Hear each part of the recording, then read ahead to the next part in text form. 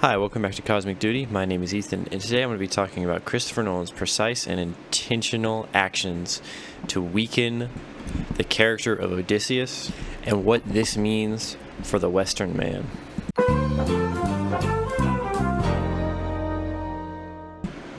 But before I get into that, I will talk about what I liked about the movie. I liked a few things. I liked Robert Pattinson's acting. I thought it was very good. There's a lot of acting that I liked. Another thing I liked about the movie, I liked what Nolan did with it, what he did. This huge spoiler warning, and the message that it carried was that Odysseus having the idea of the Trojan horse basically ruined all of society. Basically, that one action made it forever to where it was we'll always betray people and we'll always use kindness and stuff like that, just to sort of the raw pursuit of victory. There's no moral that is willing to be violated.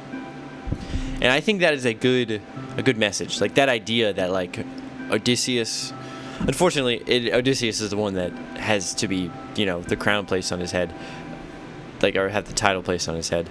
But that Odysseus kind of ruined the world. That he was the first guy to really betray and to do that, and that throughout the movie they're referred to as the sea people, or the people from the sea. That I think that's cool. I think that's good, and I like how it's sort of the message of okay, he's the first one to start this tribalism and this war, and they're evil. I do think that is a good story, but my problem with it.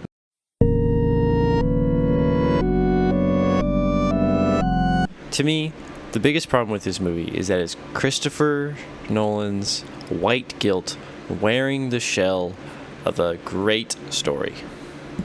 And as an original fan of the story, or not original fan, a fan of the original story rather, there were certain things that I was looking for and hoping for, and man, this is going to be so cool when they have him, outsmarting the Cyclops, when they have him defeating the witch and the Lotus Eaters and doing all this.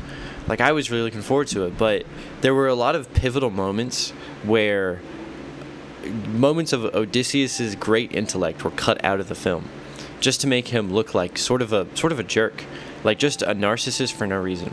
Odysseus is a narcissist. No stop about it. He is a narcissist. But there are moments where they make him a narcissist without putting in what made him a narcissist. So he just looks like an ass. He just looks like an asshole.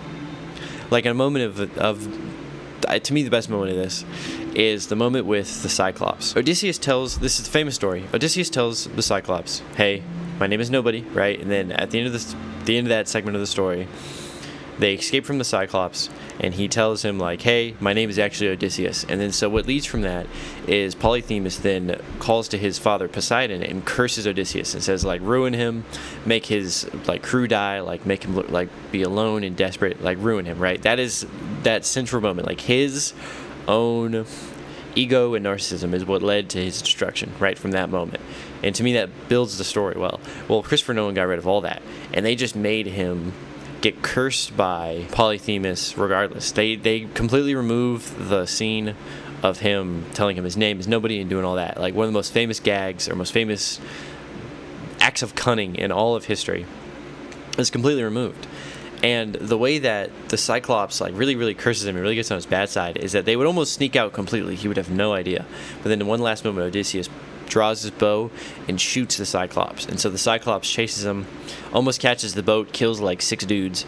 And it's you can't, you just make him an asshole. He didn't need to do that. There was no reason for him to do that. At least the thing where he tells him my name is Odysseus and you've been befooled, that is that plays into his character well, and it makes sense in the story because it's it's his narcissism. It's him wanting, claim for him outwitting this great beast. Him just shooting an arrow at it, it's just him and then he said why did you do that? Later I forget his name, but the guy who was played by an Indian dude in ancient Greece talks to him and he's why did you do that? What's wrong with you? And he says he tells him, he's oh, he took a lot of our good men. And it's well, yeah, that made him take 6 more. What was the point? It removes the intelligence of Odysseus without removing the narcissism. So it just makes him an asshole. And another thing, besides making him look like an asshole, they also make him like a really weak man. Like they make him super regretful and like super ashamed of what he's done. And I think it plays into the larger sort of idea that's going on with the culture, is that there's no really strong male figures in media anymore, right? It's always like there's a male figure and it's like they could be powerful, they could be whatever, but at the end of the day they always have to be like sad about it. Like they can never just be like, Odysseus is a narcissist. He's a complete ego-filled narcissist. He is not going to be like, what have I done? Like I said earlier, where I did think that was a good storyline of the Trojan horse, that it was actually bad and like Athena is mad at him for it, and how he betrayed, like the ultimate betrayal of hospitality. I think that's good, but I just think it's like, I don't like how they injected that into the character of Odysseus, into the story of the Odyssey. It just doesn't make sense. It removes everything that is like powerful and strong about it intentionally. To me, this is the worst part. If it played out the thing of the story, but then had Odysseus do this, then that's one thing. That's like whatever. It's his own interpretation. But he intentionally took out moments of cunning and intelligence from Odysseus to make him the bad guy. And like what I was saying earlier in this segment is that like how that doesn't really make sense, how he just looks like a jerk now. But it is. It's like it doesn't make, like I like it was done intentionally to make Odysseus look bad. And a very good quote or synopsis of this point I'm trying to make is the author Emily Wilson. Her translation of the Odyssey kind of does some similar things. It ruins a lot of the story and like it changes a lot of the language to make Odysseus seem worse. But ironically, Emily Wilson did not like Christopher Nolan's movie because she said it made him. She said what I said, is that it made Odysseus seem regretful and seem like a loser. And I think it's a very interesting synopsis of both of these points, is that they both hate Odysseus. Christopher Nolan and Emily Wilson both hate Odysseus, but they hate him for different reasons.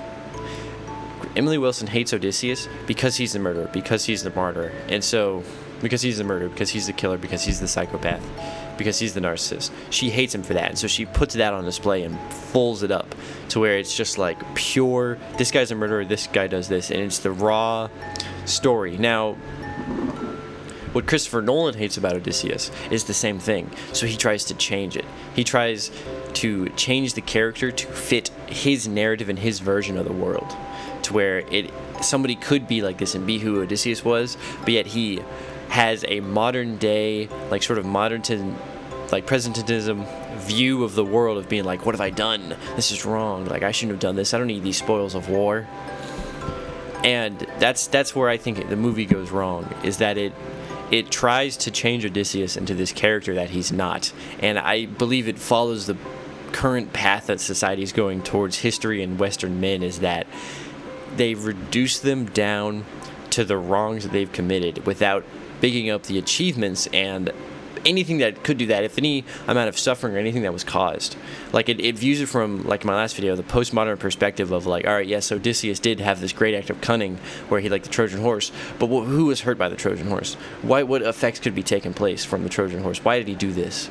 It takes it from that sort of view, and I really think it's a complete bastardization of the story. And that's not even to mention Penelope, Anne Hathaway's character. They completely changed her character to be like a regretful feminist type who is upset that she doesn't get any respect from Odysseus. Like, or not from Odysseus, but from the rest of the kingdom. Like, that's not the original story at all. That's another just injection of modern thought and idea and postmodernist thought. Like, in the original story, Penelope was this like graceful, intelligent woman who was almost as wise as Odysseus herself, but understood the power of a king and all that. And for both Odysseus and Penelope, and even every other character in the movie, this idea, this sort of guilt permeates itself throughout the story, to where even other characters like Agamemnon's brother, I forget his name, but even him is like, he's not a good guy. He's not portrayed as a good guy. He's rude to Helena Troy. He mocks her. She's like beaten and scarred. Like, it's not a. They take every character and they portray the worst version of them to portray a modernist view of the world that it's all evil. I don't know, I just think that's one of the worst bastardizations of any story I've ever seen. That's really why I made this video in the first place, is that it just demonizes anything that could be seen good or anything that could be powerful, that maybe harms some people, yes, but that was just the way of the world, and it's viewed as this evil thing that is done.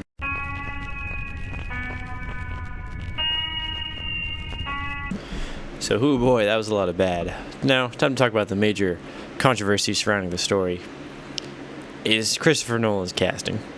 Now, with Elliot Page and I don't know her name, but the lady who played Helena Troy and her sister, it was obvious that like the ideas that I said before about how it's like Nolan's white guilt. I think that there was something in him that wanted to cast, you know, race swapped characters and include people that obviously didn't fit into the story.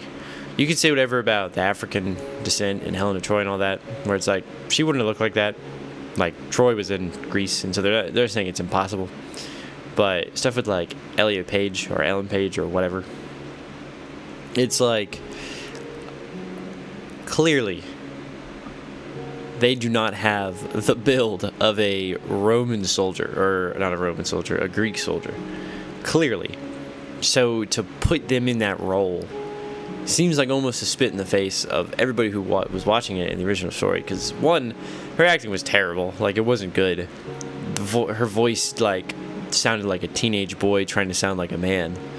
And just everything about it, I think, just didn't fit the story. And I think it goes along with the idea of, like, the white guilt and bastardization of the story. And there are a few other casting things, like just randomly somebody would be like Indian, or like randomly there was an Asian guy. Like there's just stuff where it's like I don't really think it fit the pace of the film. And another thing is Zendaya as Athena. I think the whole character of Athena was pointless. Like something about this story that I really didn't like is that it completely like it undeified the entire movie. Like the gods don't really play a role. But in the original Odyssey, gods are a huge part of the story. Like basically everything is up to them.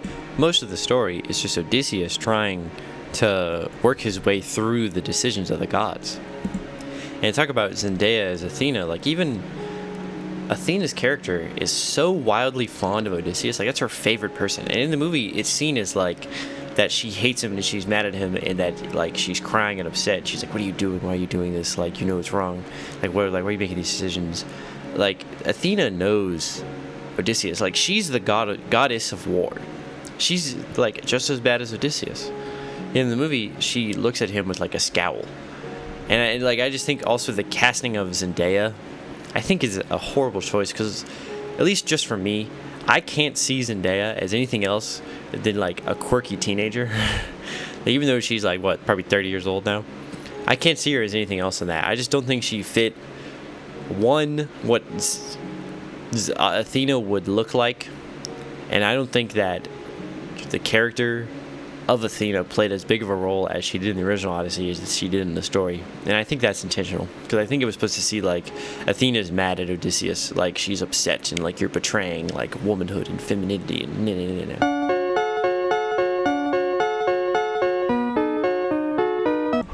So yeah, those are my thoughts. I think it's a complete bastardization of the original story, and you know, I think it's unfortunate that Nolan would take such a great story and a great, you know, idea that is Odysseus and the Odyssey and turn it into this sort of liberal interpretation of the past and like postmodernist interpretation of the past and the casting.